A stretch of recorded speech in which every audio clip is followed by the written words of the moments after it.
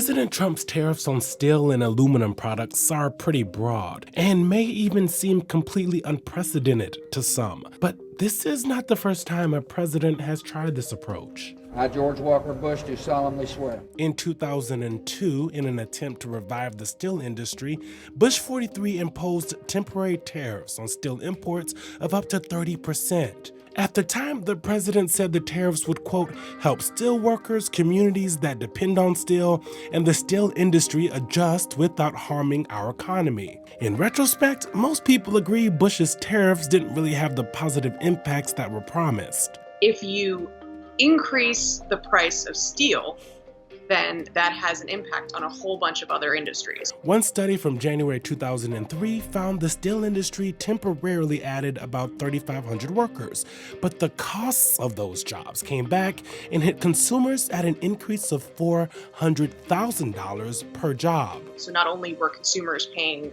more money, but also people in other sectors were actually losing their jobs because of this. A study done on the tariffs in 2003 found those tariffs cost 200,000 jobs, which was more than the entire employment within the steel industry at the time in some of our biggest states. Like California and Texas and Ohio, and Michigan, places where you would expect the benefits to want to go because that's where the most people are. And the impacts weren't just domestic.